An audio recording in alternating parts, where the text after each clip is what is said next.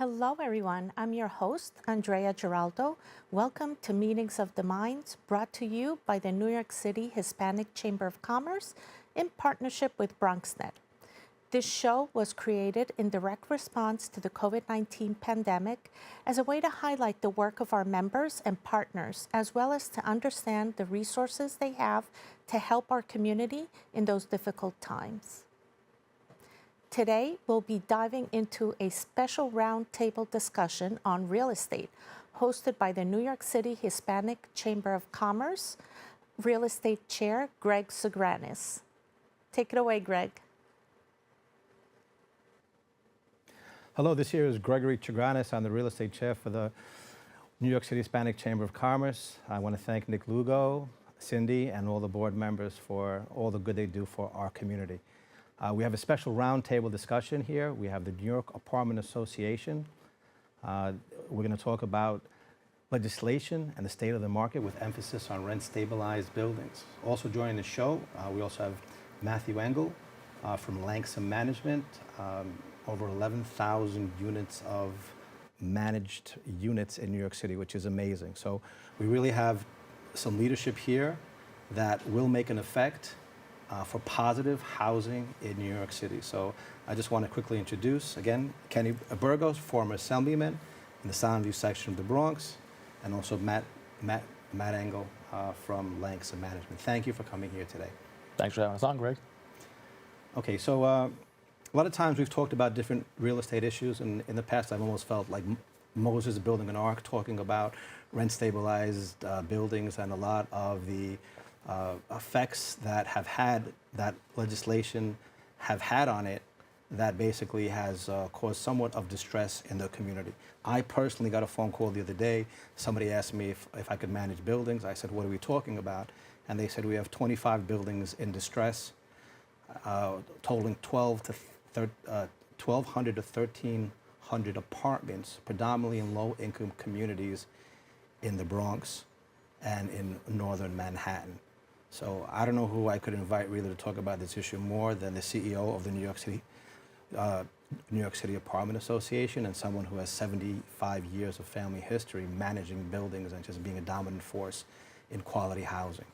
All right, so I believe we wanted to put some of the websites up for the individuals, but did you want to say anything just about the New York Apartment Association before we started? Yeah. And the same for Matthew. Again, appreciate you having me on. What I'll say is, I have the honor of leading the New York Apartment Association, which is the largest trade association representing rent-stabilized property owners throughout the city of New York.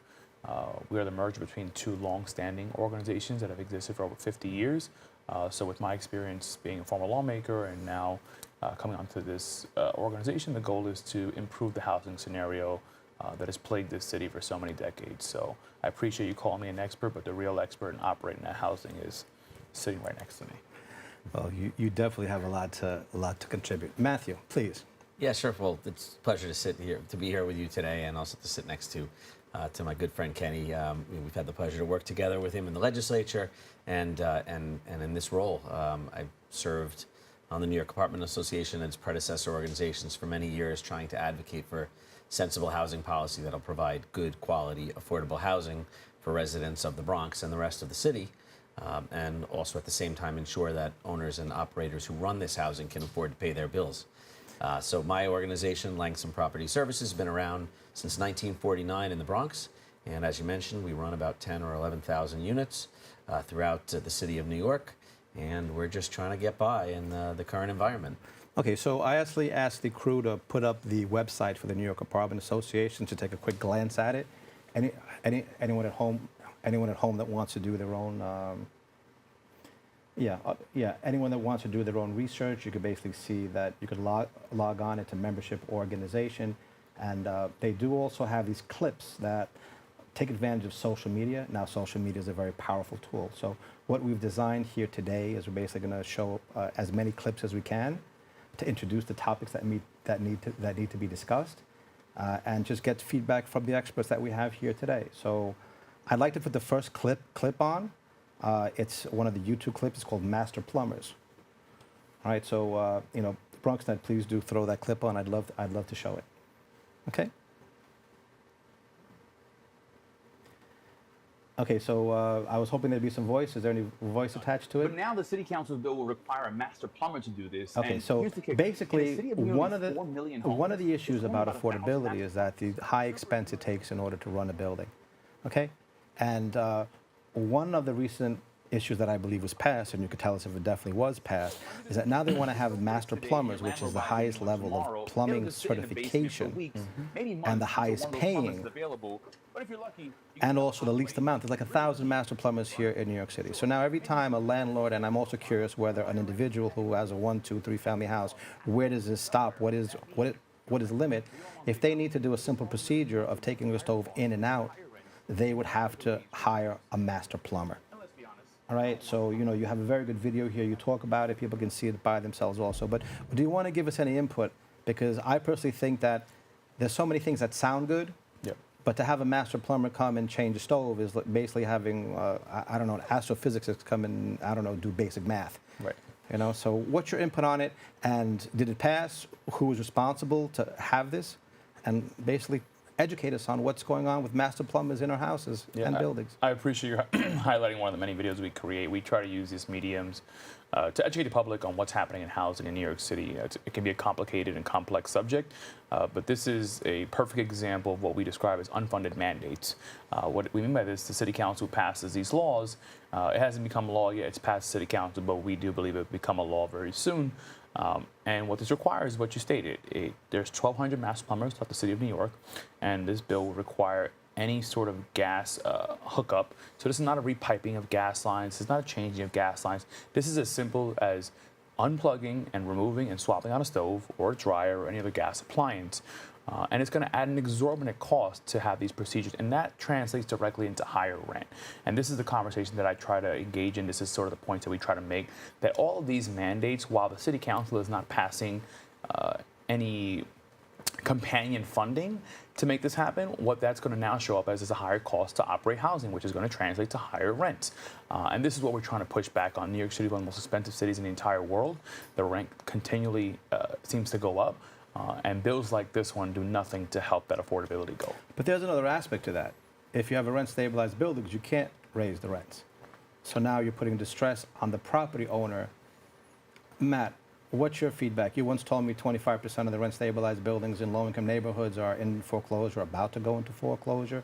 Is that the correct number? I mean, you're kind of like an expert on all this. I mean, it's taking a stab at a number, so I don't want to, pin on a specific number, and who knows, by the time this airs, maybe that number grows. So, but we are definitely headed towards something where I have said and suggested that every rent-regulated building in the Bronx, if they are not currently headed towards financial ruin, will be there shortly. So, and I feel very comfortable saying that. Unfortunately, it's a scary thought.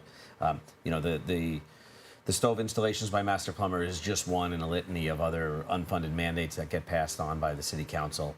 And it's not just financial. It's a resident needs a new stove, and how long is it going to take to get one of these 1,000 companies in the entire city of New York to get out there to do this? Right now you even have big wholesale companies, Costco, PC Richards, all these, they're all going to have to change the way things are operating. Where we might have been able to have a stove repair company come in, see if they need to do it, and if not, they bring a stove, swap it out, put a new one in, so a resident can be cooking that evening. Or at the very least, if they are concerned about safety, why not have a certificate where, a master plumber who's at the highest level of plumbing can, basically, like, what about that person who doesn't have a master plumber degree? Yeah. Let him make a living also, basically have certificates out there in order to have something. Well, the reality is even supers have been doing this kind of work for decades and have done it safely. And this is an overreaction to gas explosions that we've certainly seen, but have never been caused by an appliance hookup. They've mostly been to illegal gas lines, faulty hook, like things of that nature, which we always have to regulate for safety. But there's always a balance between safety and regulation, and this doesn't really strike that balance. Superintendents have the ability to operate a boiler for a 50-unit apartment building, but they can't hook up a stove. All right. So it's one of the idiosyncrasies that we're dealing with, and I just think that it sounds good, but it's definitely affecting housing, the ability to provide affordable housing. So let's go on to the next one. The next video that I loved is called Hot Potato. Could we play the video of Hot Potato?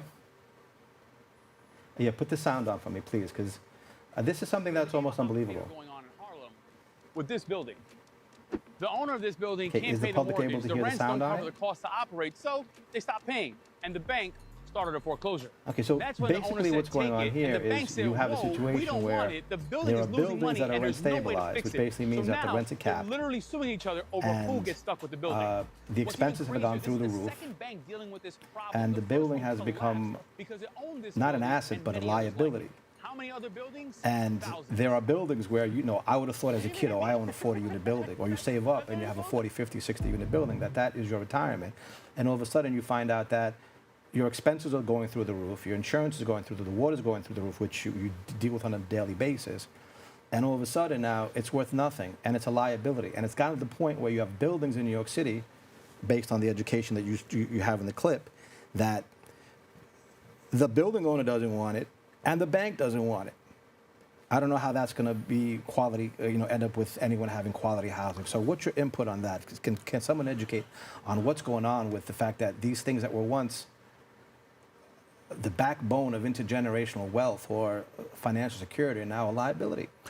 Well, we can take it from the first point that Matt made, right? Where right now, if you have a mostly regulated building, you are either underwater or on track to be underwater. Not a question of if, but when.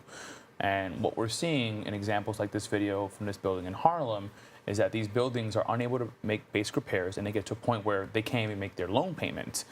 But the reality is banks are not in the business of running housing. So in this specific scenario, the bank did not want the keys to the building despite the owner not paying the mortgage and defaulting on the loan.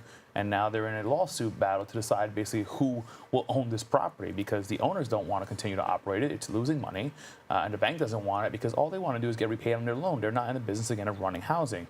And this is a scenario that we're seeing more and more of. And banks are playing the extend and pretend game that we call it, where they're trying their best to make these deals sort of work out and fix the financial model where owners are able to make some payments here. But we're reaching a point where it's such a catastrophic level. The question remains, who is going to run this housing? So that leads us to, let's go over the numbers. I don't think anybody knows the numbers better than you, Matt, when we have conversations. All right, so let's just take a little bit of the video, and again, I assume that the public's able to see the clip. And all these clips can be found on the website. Operating expenses. Let's go over the numbers. Today we're in the Bronx, and we're going to go through what it costs to run an apartment. Let's go. First off, $278 of every rent check goes to taxes. Maintenance is about $215. Yeah, we can't hear it if you could. Then about $150 I'd love goes to hear it, to be insurance. honest with you. Water and sewer Good thing I have payments are about captions. $95. Fuel payments, $125. I believe the Labor, public can hear it, administration, though. other Yeah, costs it should add be up to about $337. There we go. We're at about $1,200 now, and we haven't even paid the mortgage on the building.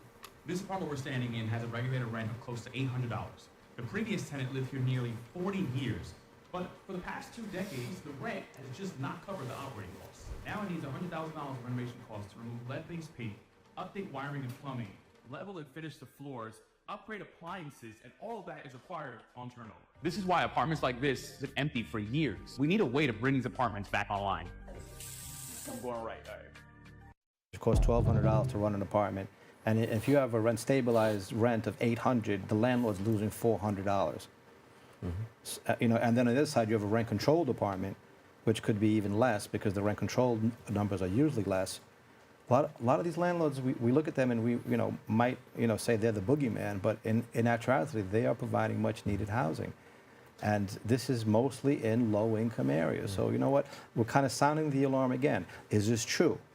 Yeah, Greg. I mean, look, we're sitting here in the Bronx today, cutting this show, and while in some areas of the city you may have buildings that have rent-regulated apartments, and they also have deregulated apartments, which are subsidizing unfairly the rest of the units. But when you're walking around the Bronx, most of these buildings have 0 deregulated units, and so the average rent in the entire building is under $1,100 or $1,200. So we're not talking about one apartment that Kenny's referencing where it's actually below the cost of operating it. We're talking about entire buildings where every single unit is under it, where this building could be losing a significant amount of money. So the owner, how long are they going to stand there and just continue to put more money, in bad money after good, where they can't survive?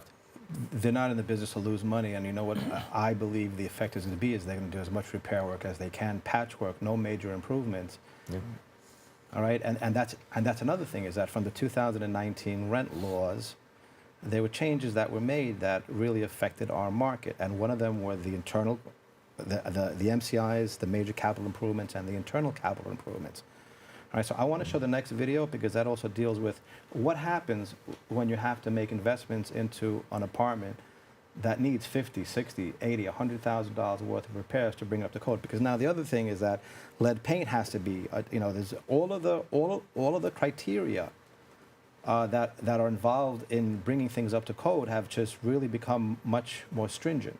So it's almost like a perfect storm, and there's more perfect storms coming. All right, but you want to talk about the fact that, in fact, let's see the video, and then we'll move on to, let's talk about the MCIs and the internal improvements.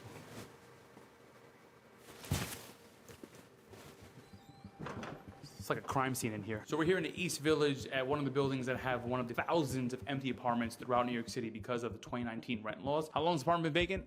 2 years? It's a bit of a fixer-upper, but the problem here is that the property owner would have to put tens of thousands of dollars just to get this apartment back online. And the law says after putting tens of thousands of dollars, the rent essentially stays the same from the previous tenant who lived here for decades, which will render the property owner and the bank to lose money for the next 30 some odd years. So welcome to the bathroom. As you can see, most of these buildings are decades old and they require just so much work for anyone to even want to live in here. The laws don't allow the property owners to make sure that they get a return on their investment. So these apartments just live offline for the foreseeable future. A rent-stabilized apartment is controlled by the government on both ends of the operations. It controls the costs like property taxes and water and sewer and insurance, and it also controls the revenue because the Rent Guidelines Board decides how much the rents are adjusted each year, and that's why you get all these apartments and buildings falling into disrepair and falling off the market for the foreseeable future in the middle of a housing crisis. Even the rats don't want to live here. Okay, so we saw an apartment. The landlord was trying to get this back, but now why would he spend $50,000 or $100,000 to fix up an apartment? And what is the math? How long will it take him to recoup his investment? And in past shows, I mentioned this, where I was told there's like between 60 and 80,000 rent-stabilized apartments, and then you have another 9 or 10,000 NYCHA apartments that are vacant because there's no funding or whatever the situation is. And we have a housing situation where people are in our shelters that are being, basically in a situation where they don't want to be in. So, is it 60 or 80,000? Is that the right number? What would you estimate as to property owners who are saying, first of all, what can they recoup? Does it make sense? Does it not make sense? And how many rent-stabilized buildings do you think right now, which is the landlords are locking the key and saying, does it make economic sense to me? I mean, we know it's happening. We know it's happening. I know in my own, buildings that I manage, I know they exist in, real numbers. We know lots of other people through the organization that are in the same situation, and we have to assume that is the case across the city. When you're facing a situation where the building has no money and you're just doing what you can to operate and you need $100,000 to put into a unit, you can't even finance it or borrow the money to do it because it doesn't make any financial sense to do it. So nobody's going to lend you that money. As you said, you'll put in $50,000, $100,000 and you're only capped at what you can get back, and it's going to take 15 years to just get that back. So it's even longer. So what are the numbers? What are they giving you? And I also hear it's a lot of paperwork involved, right? Mm-hmm. Yeah, basically, there are caps for what you can get back. The cap is now $30,000 on what you can put into an apartment. Depending on the situation, you can go a little bit higher. And the payback on it essentially, figure it's ballpark, 15 years or so. It ends up being about a 7 or 8% return on your money. So they're basically saying that you have to fix up the apartment at your own expense. And the landlords are not going to do it because it doesn't make economic sense. They're not and probably they can't afford it either. And that's just taking into account the renovation costs, right? Like the video illustrates, there's an ongoing operating expense related to the cost of property taxes, insurance, water, labor, maintenance, and that cost can be exorbitant. It averages around $1,200. So you have all these apartments, typically that are of the lowest rent, that stay offline because it doesn't make economic sense to renovate and bring it back online, and then it certainly doesn't make sense to have it rented out below the cost to operate. This is just perpetual loss of money, which is why we're seeing so many vacancies happen. You asked the question of how many vacancies are there, right? We estimate at a very minimum it's 50,000 units, and we know this because, one, within our organization, we help our owners with registration, so we can take a pretty good sample size and scale it out from there. But on top of that, we can take a look at the city's own pension data. The city invested the pension money into rent-stabilized portfolio after Hurricane Sandy, and their own portfolio had a 13% vacancy rate of the units because it made no economic sense for the city to invest in those apartments and bring them back online. So it's illustrated right there. I actually saw that video, and we're going to play it. Did I get ahead of ourselves here? A little bit. But, basically, there is a collateral effect. There's a collateral effect that if people are investing in pension funds that buy rent-stabilized buildings, and those pension funds are losing money because of legislation that people are passing, predominantly the 2019 rent laws, guess what? Our teachers, our cops, just this one fund that we're going to bring up, they lost $127 million. This is nothing lives in a vacuum by itself in our society. We're interconnected. Yep. All right. So and that doesn't even touch on 50% of buildings. Okay. That So are why don't we show? owners. Why don't we show the one that that actually you mentioned? But no. Let's so housing policy that costs teachers and cops. Let's go on to that one. Picture this. You're a retired teacher and your pension fund invests in affordable housing, and a decade later, over half your money is gone. That's what happened here in New York City. After Hurricane Sandy, two city pension funds spent $500 million of retirement money for teachers, cops, firefighters, and other city workers to buy rent-stabilized buildings. The goal? To keep housing affordable and grow the retirement savings. At first, it worked. Then Albany passed the 2019 rent laws, and the value for these buildings collapsed overnight. The Sandy Fund ended up losing more than $127 million.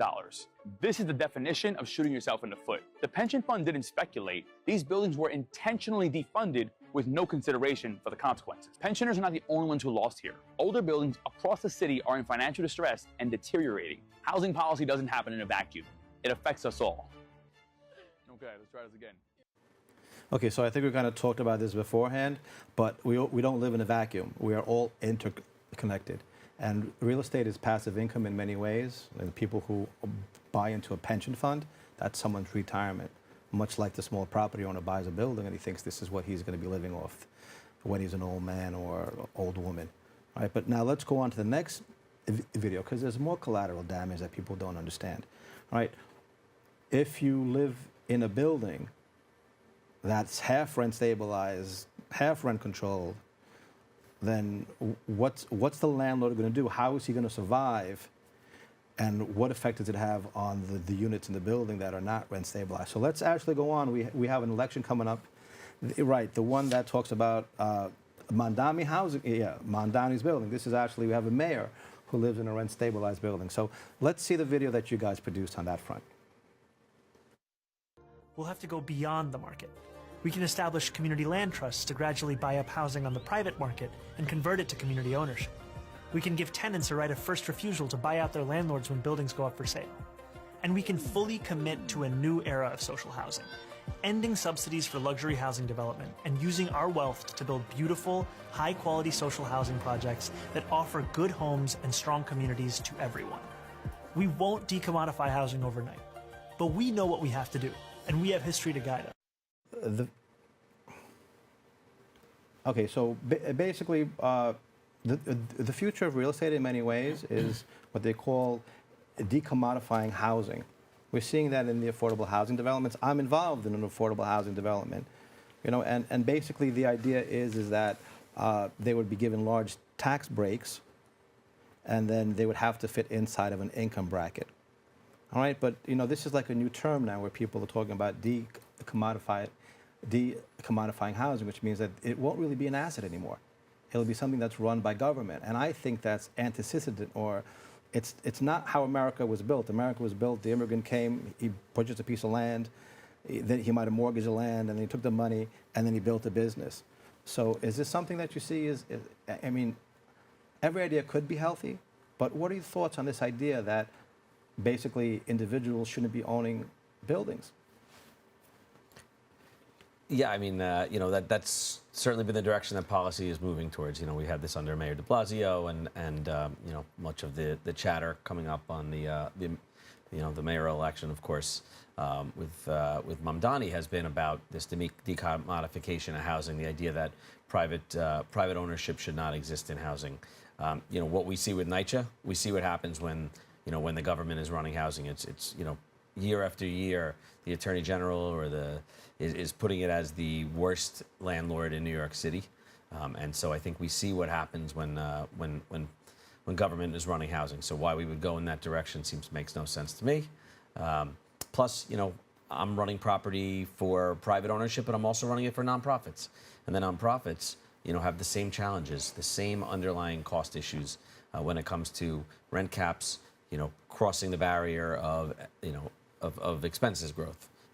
So regardless, either way, it doesn't seem to make sense to me. Okay, so I only have a minute left. I wanted to show more videos and talk forever about what's going on in housing, but I think we raised the alarm bells again. Hopefully the public will be able to see, basically think twice, because there is distress, and I really think as if what's going to happen is a lot of the hedge funds are going to come and buy these buildings, and they're going to come up with some kind of a solution. So any final words, because I think we have less than a minute left. I would just say, listen, every New Yorker is concerned and wants affordability, and that's what we want here at the New York Apartment Association, and I myself personally, but we have to have real conversations on how we get there. The fact is there's a cost to housing. The fact is the government's role is to assist New Yorkers, tenants, in that affordability, but it shouldn't come at defunding these buildings. There's a way we can make this work, and that's what our goal is. Okay, we still have about a minute. All right, so 30 seconds. 30 seconds. Yeah. All right, so we have 30 seconds. All I really want to say is thank you. I mean, it was kind of a quick conversation. We held our flag up one last time. Okay, and I just want to say thank you for coming here today, and I hope that we could continue the dialogue, and thank you for your service in helping to get the word out and all that you do to provide quality housing. Thank you for your time. Thanks for having us on, Greg. Okay. Appreciate it. Once again, for more information, Kenny Burgos or Matthew Engel, you can email them at kburgos@housingny.org, and then Matt at Langsam Property Management. Their email should be at the bottom of the screen. All right, if you're looking for apartments, I'm sure that you guys have a rental division, you could help people out there. And Kenny, if anyone wants to join the New York Apartment Association, you have their information as well. I'm sure there's a lot of landlords out there who just want to be part of the group that's getting the word out and protecting their assets. Thank you. All right. Unfortunately, that is all the time we have for today. I want to thank our guests, Kenny and Matt, for joining us, and you, our viewers, for tuning in and checking us out. Keep following BronxNet TV for continued coverage. And if you're not a member of the New York City Hispanic Chamber of Commerce, you can visit us at hispanicchamber.nyc. Once again, that is hispanicchamber.nyc. You can also engage with us on LinkedIn at New York City Hispanic Chamber of Commerce, all spelled out. And I'll see you next time for another episode of Meetings of the Minds in partnership with BronxNet. See you next time. Ciao, ciao.